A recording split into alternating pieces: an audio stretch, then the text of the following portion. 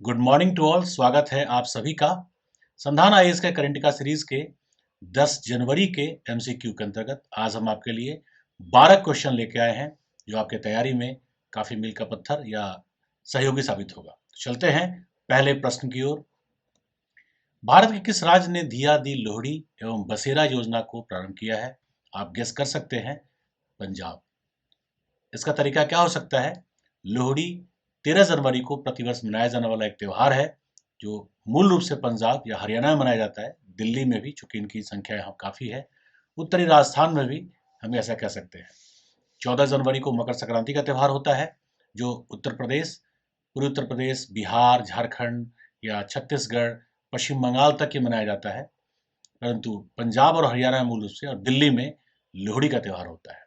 तो दिया दी लोहड़ी एवं बसेरा नामक दो परियोजनाएं प्रारंभ की गई हैं पंजाब सरकार के द्वारा। चलते हैं दूसरे प्रश्न की ओर। गैलाथिया नेशनल पार्क एवं कैम्पबेल बे नेशनल पार्क कहाँ स्थित है? तो ये स्थित है ग्रेट निकोबार आइलैंड पे। बेसिकली ये ग्रेट निकोबार जो बायोस्फीयर रिजर्व है उसी के दोनों विस्तार हैं या उसी के दोनों सहसंबंधित हैं उसी से।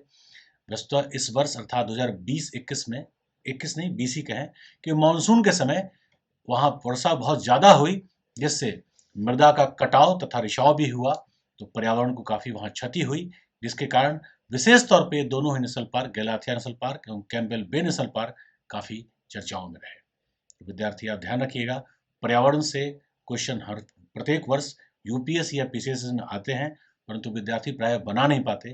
तो चर्चाओं में खास करके इस प्रकार के जो हैं उन्हें तो आप याद करके ही चलिए। चलते हैं तीसरे प्रश्न की ओर। फतह 1 जिसका सफल परीक्षण किया गया वह किस देश की स्वदेशी रॉकेट प्रणाली है? आप फिर गेस करेंगे तो नाम से पकड़ सकते हैं। उत्तर वैसे है पाकिस्तान, क्योंकि प्राय भारत या नेपाल जैसे राष्ट्र में फतह टाइप का नाम रॉकेट के लिए जनरली नहीं दिया जाता। ऐसा नहीं है कि नहीं दिया जा सकता, जनरली नहीं दिया सकता, नहीं दिया जाता। तो पाकिस्तान और बांग्लादेश आपके गेस में होना चाहिए था, वैसे पाकिस्तान ने किया है। यहाँ तक कयास लगाया जा रहा था कि पाकिस्तान का फतह 1 रॉकेट जो प्रणाली विकसित हुआ है वो दक्षिण एशिया के लिए ही है, और दक्षिण एशिया का तात्पर्य आप समझ गए होंगे। हालांकि पाकिस्तान ने जो विकसित किया है उससे 5 गुना ज़्यादा विकसित रॉकेट प्रणाली भारत में पहले से, स्वदेशी रॉकेट प्रणाली भारत में पहले से मौजूद है। चलिए चलते हैं हम लोग चौथे प्रश्न की ओर। प्रधानमंत्री श्री नरेंद्र मोदी जी ने पश्चिमी डेडिकेट फ्रेट कॉरिडोर WDFC के न्यू मदार एवं न्यू रेवाड़ी खंड का हाल ही में उद्घाटन किया। न्यू मदार एवं न्यू रेवाड़ी किस राज्य में है? इसका उत्तर है राजस्थान एवं हरियाणा। जो न्यू मदार है वो राजस्थान में है और न्यू रेवाड़ी है वो हरियाणा राज्य में है। बेसिकली ट्रांसपोर्टेशन कम्युनिकेशन को बहुत तेजी से बूम देने के लिए इसका उद्घाटन किया गया है। इसमें ट्रेन के जो वैगन्स होंगे वो 2 तल्ले भी हो सकते हैं और उस पर अत्यधिक वेट लादा जा सकता है, अर्थात जो 12 पहियों वाले या 18 पहियों वाले ट्रक लगभग 80 ट्रक जितना माल ढो सकते हैं, इसके अंतर्गत या इस व्यवस्था के अंतर्गत वो हार्डली 7 से 8 वैगन में ही रख करके ढोया जा सकता है। तो ऑब्वियसली ये एक हमें नया मील का पत्थर साबित हो सकता है ट्रांसपोर्टेशन एंड कम्युनिकेशन में।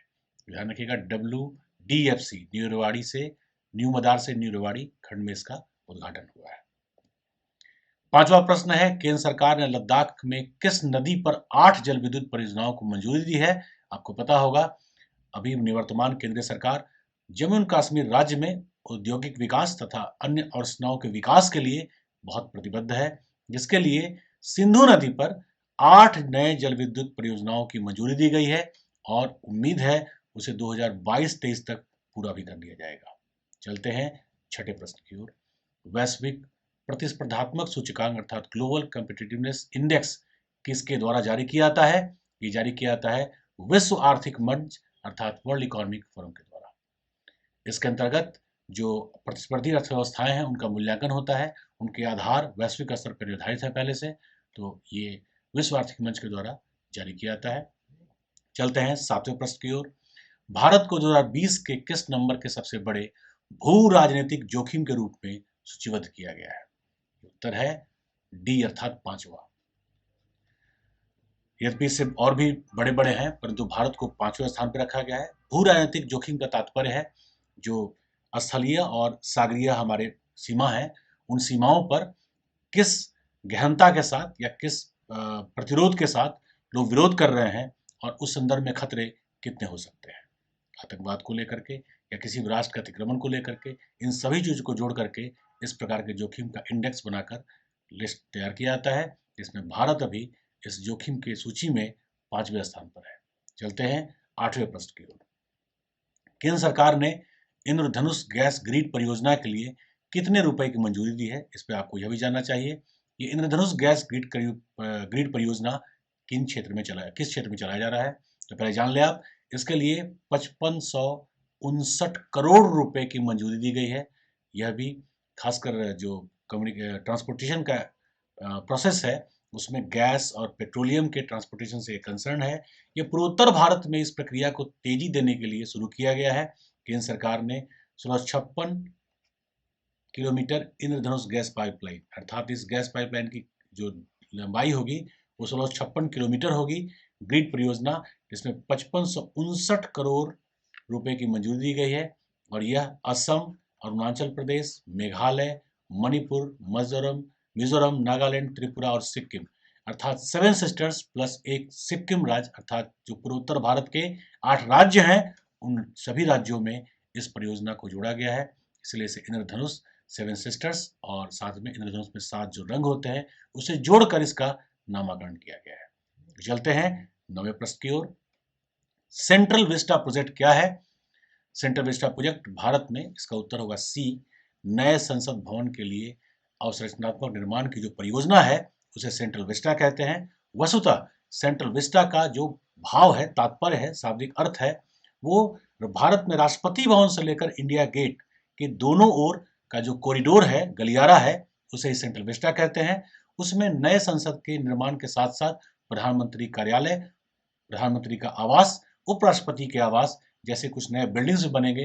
अर्थात इस सेंट्रल विस्टा की परियोजना में या सेंट्रल विस्टा के क्षेत्र में नए प्रकार के बिल्डिंग्स बनेंगे। हम कह सकते हैं उस पूरे प्रक्रिया का पुनर्निर्माण होगा और ये बहुत ही महत्वाकांक्षी परियोजना है। इसे नरेंद्र मोदी ने प्रारंभ करवाया। अब तो सुप्रीम कोर्ट से भी इसकी राहत मिल गई है। हम न्यूज़ के रिपोर्ट में इस पर डिटेल में वीडियो बना चुके हैं, वो भी आप देखिए ताकि आप जान सकेंगे पूरी तरह से ये सेंट्रल विस्टा प्रोजेक्ट क्या है और आपको जानना भी चाहिए। तो चलते हैं क्वेश्चन नंबर 10 की ओर। केंद्र सरकार ने ये लगता है रिपीट हो गया है, यही प्रश्न इसके पहले भी था। तो चलते हैं 11वें प्रश्न की ओर। वियतनाम ने हाल ही में अपने आकर्षक कीमतों के कारण किस देश से खाद्यान्न विशेषकर चावल खरीदना प्रारंभ किया है? शायद आपको पता होगा, वियतनाम विश्व का तीसरा सबसे बड़ा चावल उत्पादक राष्ट्र है। इसके बावजूद उत्तर वैसे इसका भारत है। भारत से उसने चावल खरीदने का निर्णय किया है, जिसके 2 प्रमुख कारण हैं। पहला, आकर्षक कीमत। आप ध्यान रखिए, अभी जो भारत में कृषि कानून बनाए गए हैं, उस कृषि कानून में भारत सरकार बार बार ये कह रही है कि आप एपीएमसी या मिनिमम सपोर्ट प्राइस अर्थात एमएसपी पे ही क्यों उसे बेचना चाहते हैं, अगर आपके पास वैश्विक बाजार भी उपलब्ध हो सकता है। क्योंकि वियतनाम में चावल का उत्पादन में इतनी कमी नहीं आई है कि उसे भारत से चावल का आयात करना पड़े, परंतु मूल्य और साथ में जो विपणन की प्रक्रियाएं हैं, अर्थात एग्रीकल्चरल मार्केटिंग की प्रक्रियाएं हैं, उनमें लाभ लेने की प्रक्रिया से कंसर्न या संबंधित होकर वियतनाम ने भारत से चावल के आयात का निर्णय किया है। इस प्रश्न में लिख दिया है, भविष्य के लिए भारी मात्रा में चावल के भंडारण करना शुरू किया है। जो वैश्विक महामारी अर्थात जो कोविड-19 के समय उत्पादन में उतार चढ़ाव आ रहा है, भारत में कृषि का उत्पादन पिछले वर्ष की तुलना में बढ़ा है। महामारी और वियतनाम के अन्य देशों को चावल के भंडारण के लिए प्रेरित करता है। इसलिए वियतनाम ने भारत से चावल के आयात किया है।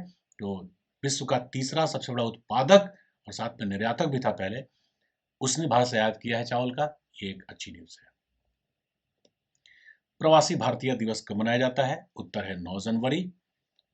उसका मूल कारण यह है, प्रवासी भारतीय दिवस अर्थात इंडियन डायस्पोरा को लेकर के भारत में व्यापार वाणिज्य साथ में निवेश की प्रक्रियाओं को बढ़ाने के लिए यह प्रारंभ करवाया गया था। और भी कई कारक हैं, सांस्कृतिक या जो धरोहर विरासत से संबंधित है, परंतु इसका मूल कारण इसी तिथि को प्रारंभ क्यों किया गया, क्योंकि इसी 9 जनवरी 1915 को महात्मा गांधी दक्षिण अफ्रीका से भारत आए थे। उसके पश्चात आंदोलन प्रारंभ किया था उन्होंने। अब इसके पश्चात आपको पता होगा, सबसे पहले बिहार से जो चंपारण का आंदोलन शुरू हुआ था, उसका खेड़ा का, और धीरे धीरे करते करते फिर भारत में अंतः मतलब असहयोग सविनय अवज्ञा के पश्चात भारत छोड़ो आंदोलन और भारत आज़ाद भी हुआ। तो 9 जनवरी 1915 को महात्मा गांधी हमारे राष्ट्रपिता भारत आए थे, इसीलिए 9 जनवरी को ही प्रवासी भारतीय दिवस मनाया जाता है। तो आज इतना ही।